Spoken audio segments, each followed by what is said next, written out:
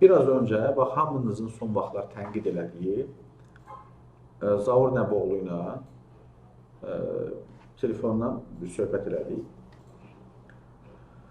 Mən bu yaxınlarda onun verilişi ilə bağlı bir video çəkimi hazırlamışdım. Orada çox net bir şəkildə yaxşı bir açıqlama verib. Çox bəyəndim də o açıqlamanı. Yəni, söhbət əsnasında mənə deyir bunu.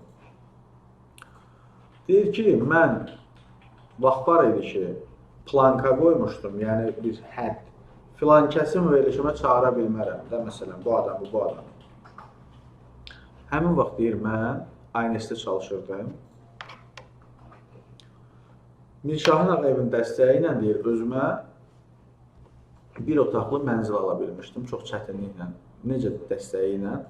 Verilişin sponsorlarından birinin ödədiyi pulu deyir, demişdi ki, götür, aylığını ödəyərsən.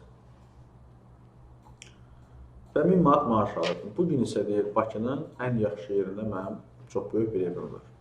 Bunu kim qazandırıb? Tamaşaçı qazandırıb. Tamaşaçı istəyir. Tamaşaçı belə istəyir.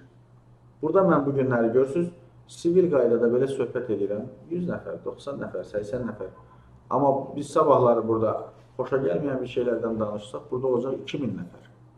Yəni siz özünüz jurnalisti, aparıcını, tamaşaçını, daha doğrusu televiziyanın rəhbərliyini məcbur edirsən ki, nə qədər bacarırsan, belə deyək də, daha səviyyəsiz, daha pis verilişlər verir, biz baxaq.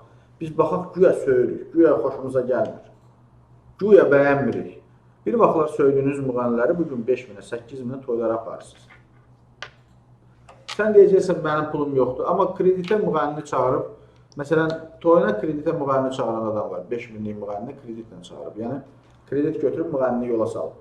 Sonra da qalır o borcun əlində. Niyə utanmırsan, ölmürsən? O müğənni gəlir, sonra da səni ələ salır Bakıda.